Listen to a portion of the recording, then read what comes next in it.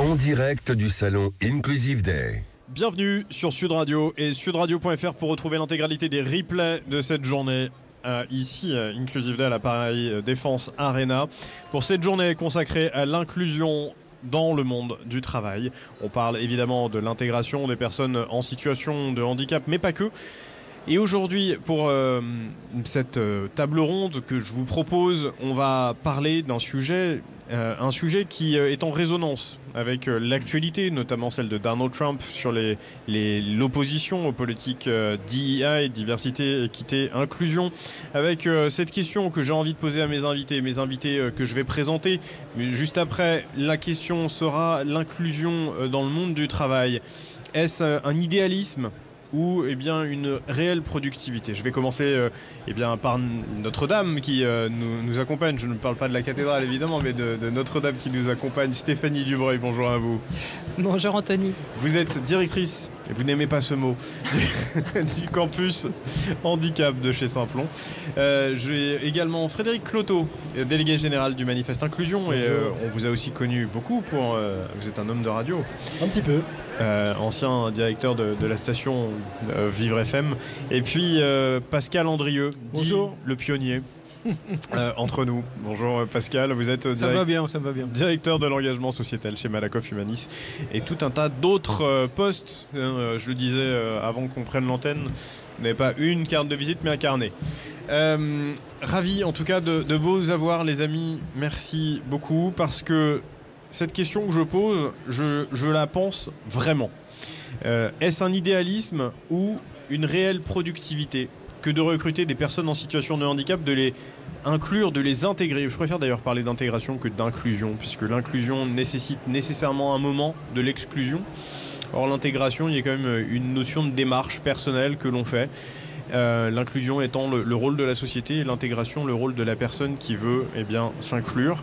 Je commence avec vous, Stéphanie Dubreuil.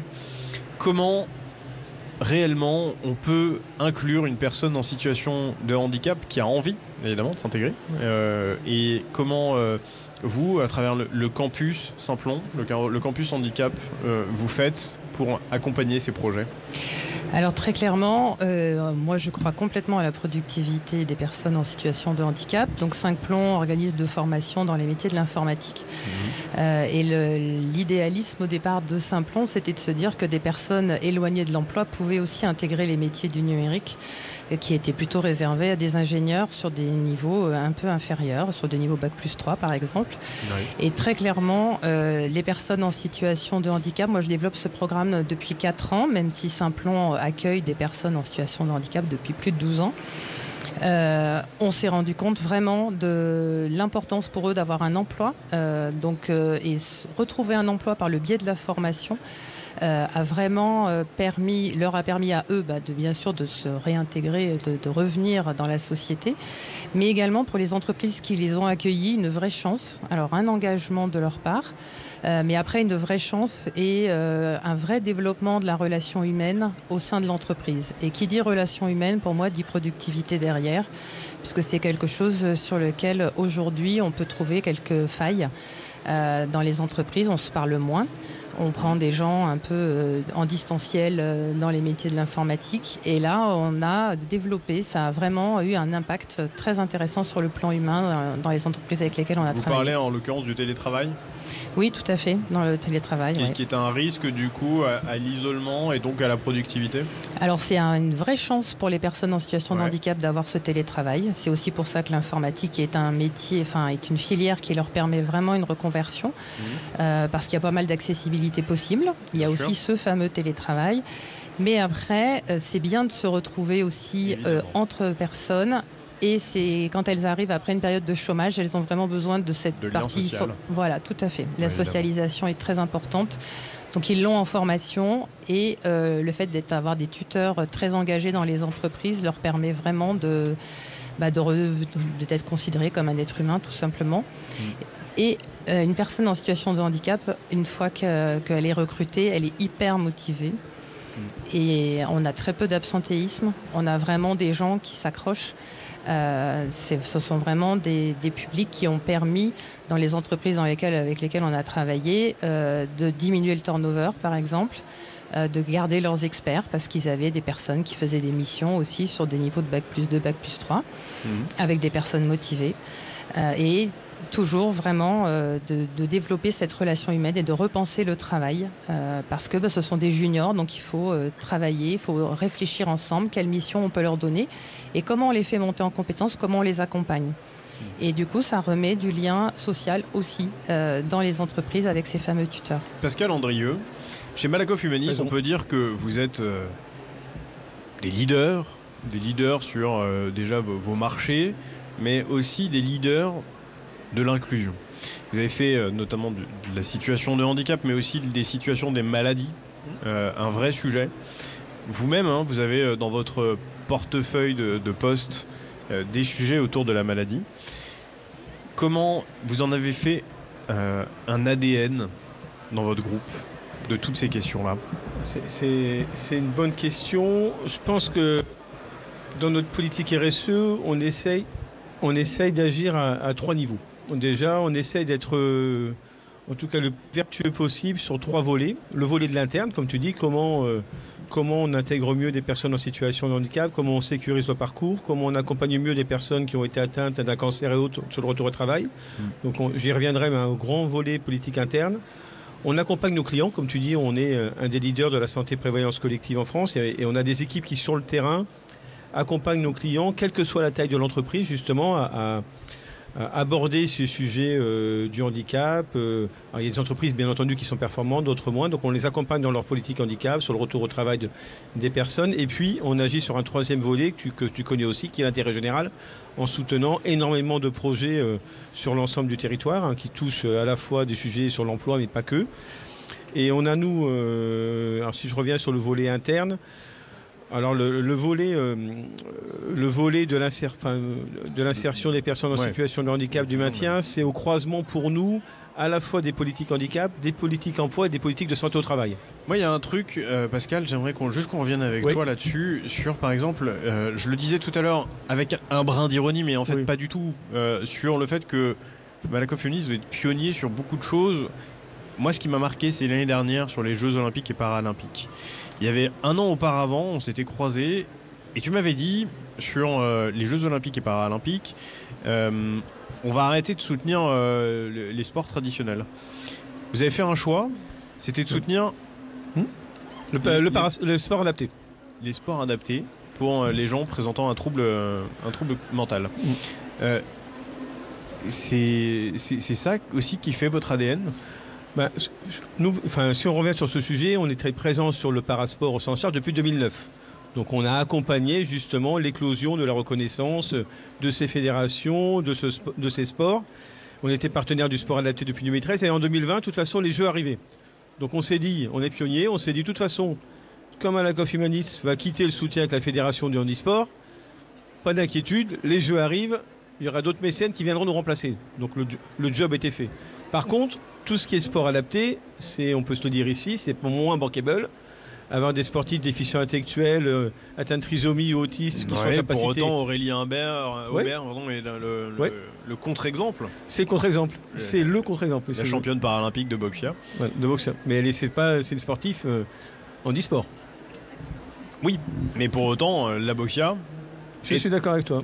Est un sport, pour le coup, qui était très atypique. C'est très atypique et c'est actuellement les premières demandes de licence. C'est à la boccia où il y a 20% de licences complémentaires qui sont demandées. Et malheureusement, il y a un problématique parce que pour accueillir des clubs avec de la boccia, actuellement, c'est plutôt assez compliqué. Donc, sur la partie des déficients intellectuels, nous, on s'est dit, on a fait le job, en tout cas d'accompagnement jusqu'à une certaine période du handisport. Et pourquoi pas apporter notre soutien supplémentaire aux sportifs déficients intellectuels, de manière à faire que demain, ces sportifs-là soient beaucoup plus présents dans le cadre des Jeux paralympiques, et y compris les sportifs du ski alpin et du ski de fond, qui eux ont totalement été exclus depuis le démarrage. Donc toujours cette logique de dire, on est pionnier, on accompagne, on fait connaître, on a la volonté que d'autres nous remplacent parce qu'on n'est pas, il n'y a pas la volonté de mettre en valeur la marque. Et puis aller là où il y a des besoins et creuser le sillon pour que demain, justement, d'autres. Nous, on aimerait franchement que d'autres entreprises soutiennent des sportifs déficients intellectuels. Là, on va passer de 8 à 14 sportifs sur le team. Pour l'instant, il n'y a pas grand monde qui tape à la porte. Et si on prend les sportifs handisport, enfin, tu es bien placé pour le savoir, il y a beaucoup de sportifs handisport qui ont perdu leur sponsor, leur partenaire, suite aux Jeux de Paris. Non, sans déconner. Sans déconner. Effectivement, ça c'est un vrai problème. Un vrai sujet. Et donc toujours pareil, l'idée d'être, c'est ce que tu disais tout à l'heure, hein, être un peu pionnier, accompagner, creuser le sillon et faire que demain, d'autres prennent notre place et nous, on se consacre à d'autres chantiers. Revenons à l'emploi. Frédéric Cloteau, le manifeste inclusion, aujourd'hui vous dirigez ce manifeste de l'inclusion. C'est quoi exactement? Parce qu'il y a 120 entreprises qui, si je dis pas de bêtises, hein, vous me corrigez évidemment, mais 120 entreprises qui ont rejoint ce dispositif. C'est quoi l'intention derrière? Déjà, il n'y a pas Pascal, hein. Je ne sais pas ce que tu attends. Il y a effectivement plus d'une centaine d'entreprises. Oui, mais bon, c'est un pionnier, donc il est à part, il était avant. Oui, mais il pourra apporter beaucoup en fait à ce groupe. On a quand même un taux d'emploi de 13%. Hein. C'est vrai. C'est pas neutre. Chez Malakoff Humanis. Ouais. Donc ce sont les dirigeants de ces entreprises qui sont signataires d'une charte commune et qui donc travaillent assez régulièrement tous les trimestres ensemble. Donc là, on parle de PDG, de CEO. Et ensuite un réseau d'experts qui vont eux être dans des groupes de travail qui appartiennent à ces mêmes entreprises et qui vont bosser sur des thématiques qui sont à la fois communes à l'ensemble des entreprises en France et à la fois plutôt communes à de très grands groupes. Et donc il y a un groupe de travail qui est assez puissant en ce moment sur un sujet qui vous tient à cœur, c'est le sujet de l'accessibilité numérique. Et qui est un peu aussi important. Hein, d'ailleurs, le 28 juin prochain va rentrer sérieusement dans le quotidien des entreprises avec le European Disability Act. Et avec l'application de peine. Ouais. Voilà, et qui va contraindre les entreprises à prendre ce sujet à bras-le-corps. Donc les entreprises du manifeste ont bossé ensemble, ont sorti un guide qui a été téléchargé à plusieurs milliers d'exemplaires parce que c'est du travail qui est librement ensuite mis à disposition de l'ensemble des entreprises pour justement que ce ne soit pas une espèce de club avec une chasse gardée, mais que tout ce savoir-faire partagé puisse profiter au plus grand nombre, et le plus grand nombre étant en finale les utilisateurs, parce qu'en fait il ne faut jamais oublier qu'on peut créer toutes les réunions qu'on veut. Si ça ne sert à personne, ça ne sert à rien. Sur les exemples de productivité, moi j'en ai vu plusieurs, alors au sein du manifeste ou pas d'ailleurs, parce que j'ai eu, comme tu l'as dit, une vie radio avant, donc j'ai rencontré quelques personnes, mais j'ai notamment un modèle, enfin un exemple en tête qui est assez, enfin deux exemples qui sont assez précis, je vais faire court, mais plus que des mots, en fait c'est des démonstrations.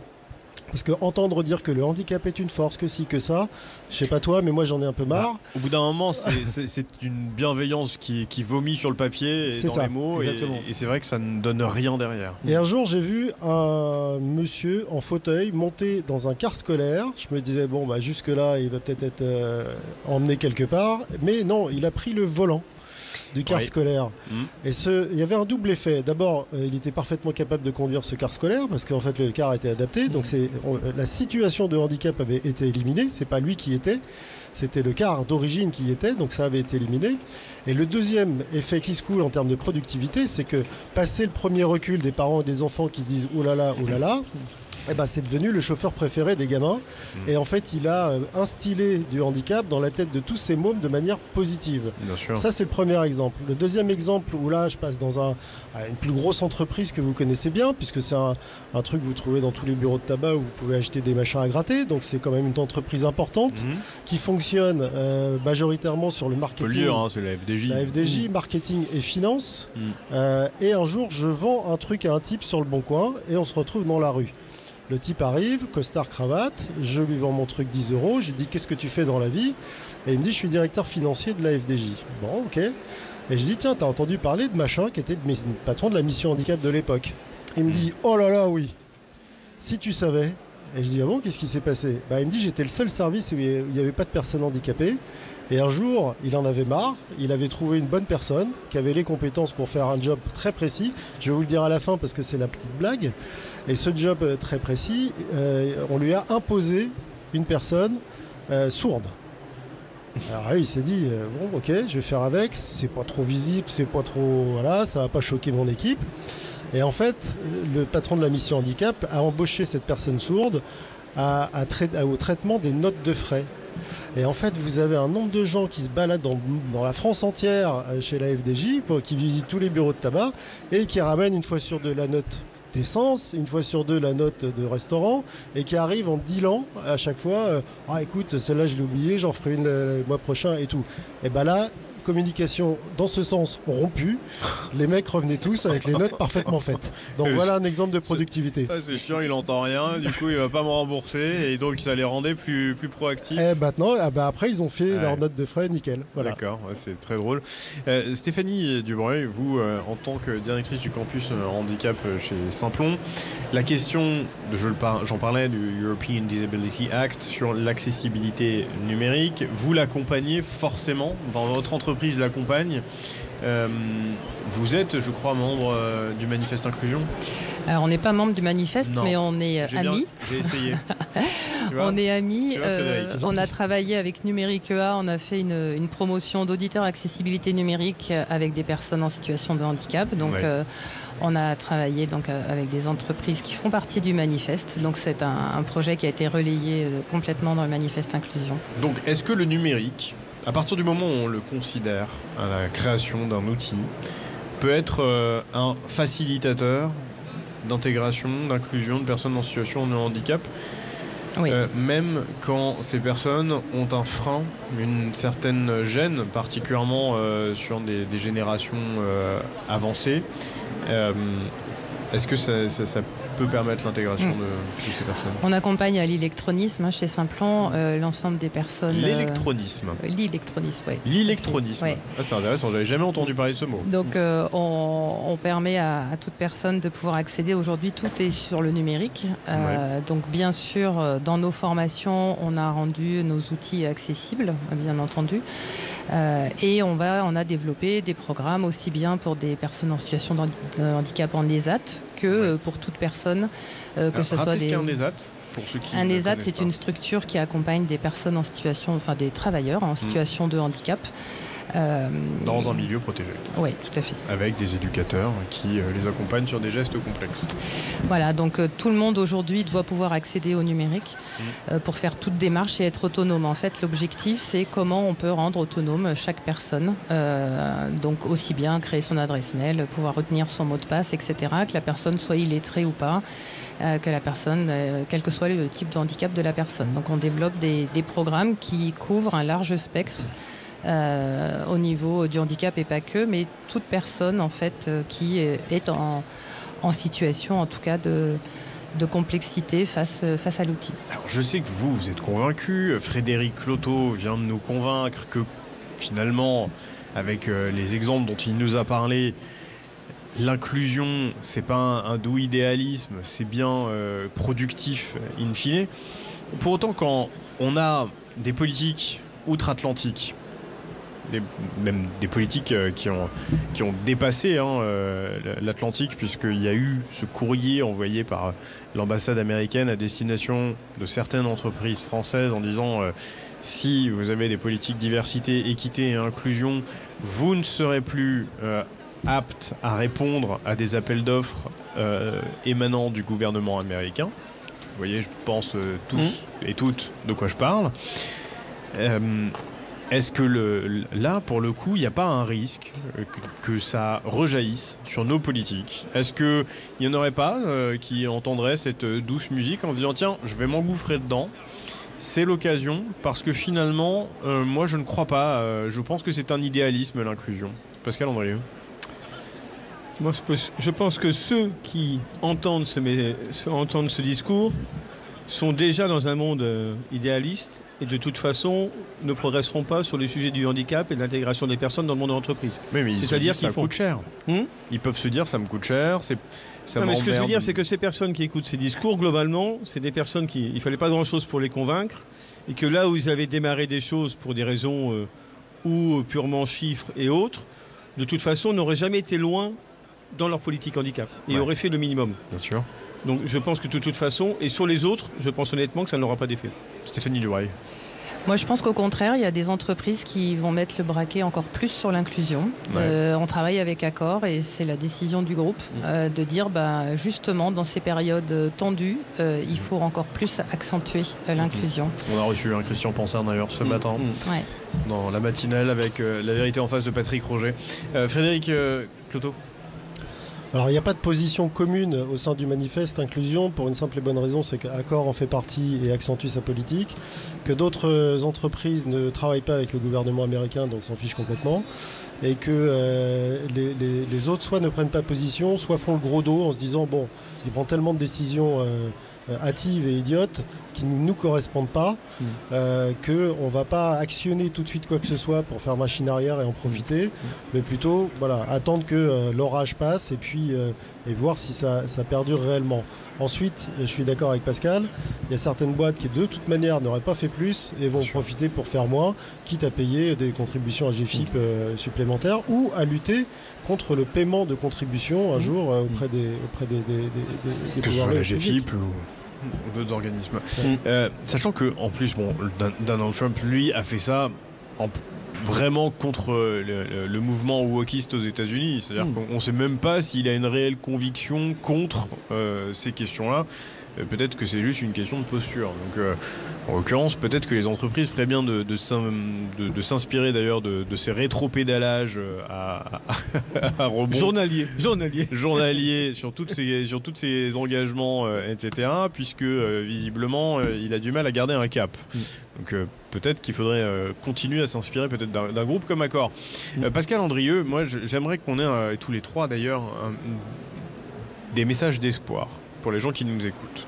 Parce que quand on connaît le handicap au cours de sa vie et que l'on traverse ce désert, quand ça nous tombe dessus, particulièrement la maladie, Pascal Andrieux, qu'est-ce qui fait qu'on peut s'en sortir et comment les entreprises peuvent accompagner leurs salariés sans avoir nécessairement recours au licenciement? Bonne question.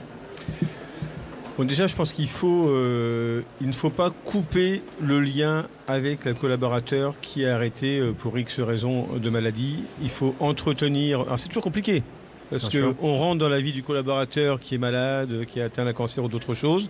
C'est pas toujours facile. De prendre ce contact, c'est pas toujours simple. Il est d'ailleurs des fois mal perçu. Il peut être mal perçu du salarié concerné. Donc, pour moi, il faut garder ce lien. Il faut préparer en amont l'ensemble des équipes où était ce collaborateur pour faciliter son retour de manière à ce que celui-ci se sente bien parce qu'il y a X raisons qui ne sera pas forcément le plus opérationnel possible au début, travailler en mi-temps thérapeutique et autres. Et il y a aussi quand même beaucoup de collaborateurs qui, en dépit de la maladie, même sur le cancer, pendant les traitements, qui continuent à travailler. Donc c'est vraiment cet environnement qu'il faut arriver à conserver. Mais le vrai problème pour moi, c'est comme on évoquait tout à l'heure sur le télétravail, c'est le collaborateur qui est absent un an, un peu plus pour des problématiques de maladie. Si on ne garde pas le lien, son retour, c'est assez catastrophique. Et on voit bien sur le cancer, j'ai un chiffre comme ça, je crois qu'il y a 20% des salariés, dans les 5 ans qui suivent le cancer, ils ont quitté leur entreprise. Donc on voit quand même qu'il y a encore des choses qui sont un peu touchy. Alors il y a beaucoup de labels, etc. Mais ce n'est pas une question de label, c'est une question d'état d'esprit, en tout cas d'état d'esprit des équipes et de formation. De granularité de l'accompagnement que l'entreprise peut apporter autour du salarié. Voilà. Stéphanie Yobray. Et puis autoriser que peut-être demain, c'est l'occasion aussi pour lui d'aller sur des nouveaux métiers, faire autre chose, ou à l'intérieur de l'entreprise ou à l'extérieur. Il faut accompagner des projets professionnels, je pense. C'est l'occasion. C'est vrai que ce dont on se rend compte... s'il vous plaît. Ce dont on se rend compte notamment maladie, c'est la fatigabilité. Moi, toutes les personnes qu'on a pu sourcer chez Simplon, c'est vraiment le point commun qu'ils peuvent tous avoir. Donc on peut redémarrer en 4/5e. Enfin bon, il y a des choses qui existent dans l'entreprise, bien sûr, mais en formation aussi. Et après, ça va être vraiment d'accompagner chacun à partir du moment où il y a une motivation pour retourner à l'emploi. Très clairement, en repassant par la formation, je pense que, pour moi, la formation, c'est vraiment un gage de je reprends confiance en moi, je reprends confiance en mes compétences, j'en apprends d'autres. Et derrière, j'ai un job. Et ça vous replace dans la société. Et ça permet vraiment de se retrouver, d'être de nouveau une personne lambda.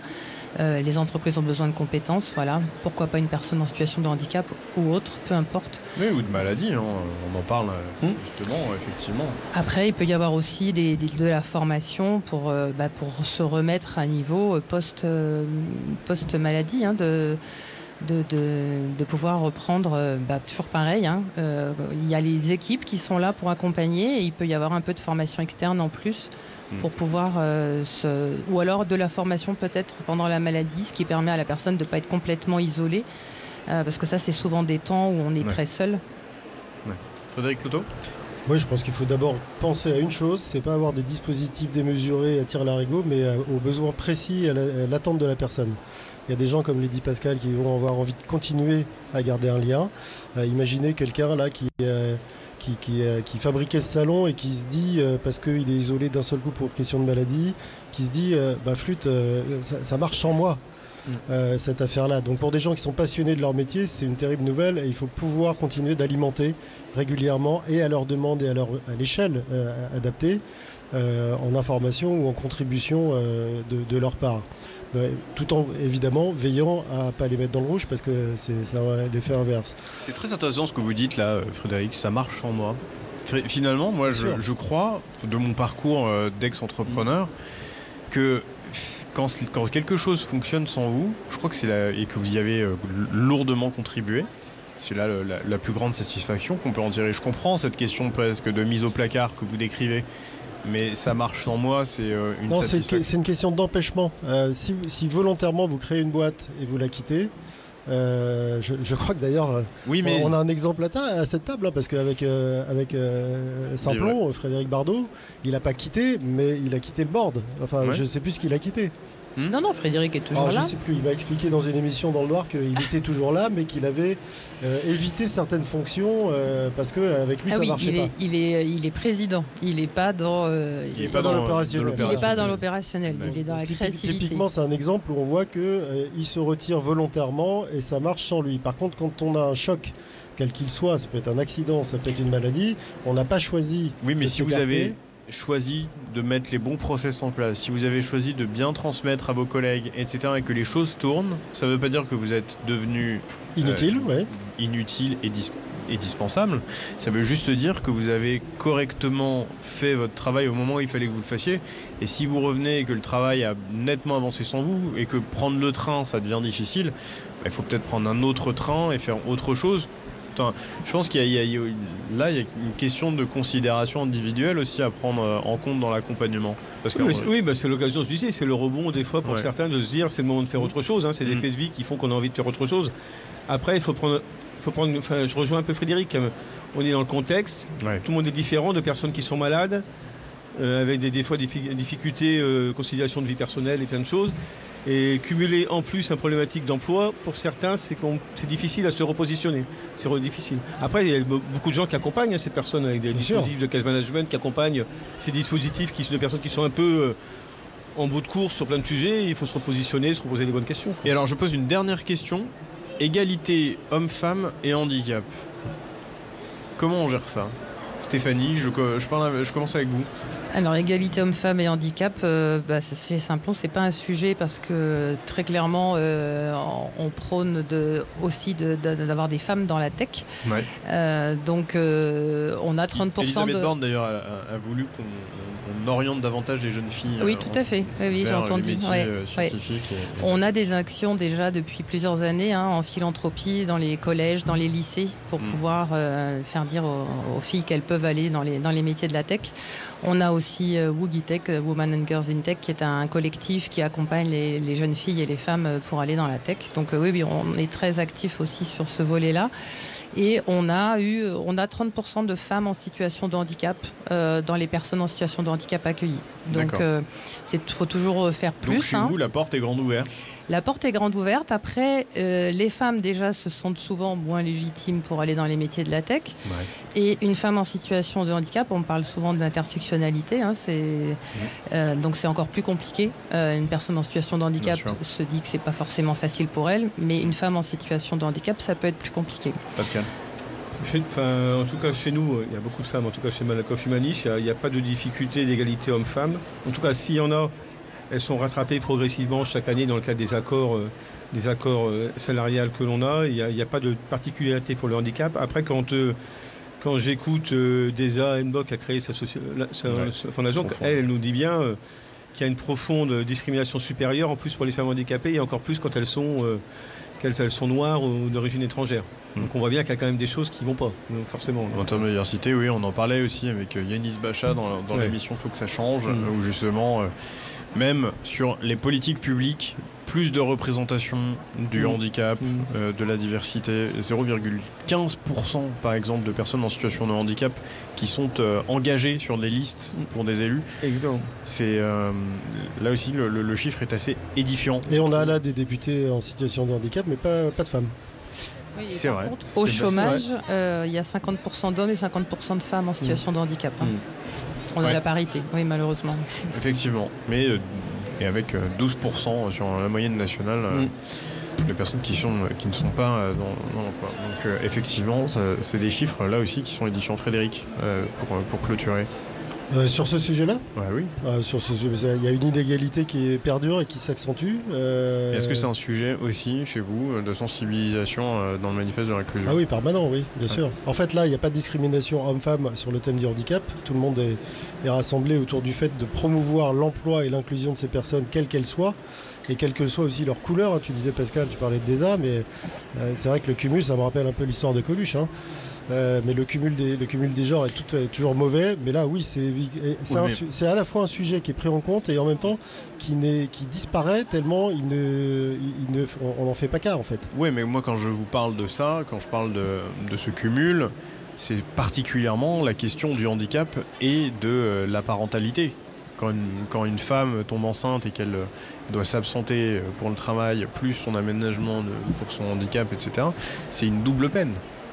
C'est une double peine, mais les entreprises du manifeste sont équipées pour faire face à ce genre de situation. Ça, en fait. ou par exemple les cas d'endométriose. Pascal, je ne sais pas si vous accompagnez cette question-là de l'endométriose. On est en train de regarder chez nous, mais oui, c'est un vrai sujet de toute façon. Pionnier, Pascal. Non, pionnier, c'est pas moi. Ça, c'est les équipes de santé du groupe, c'est pas les miennes. Ils passent par moi, mais après, je transfère.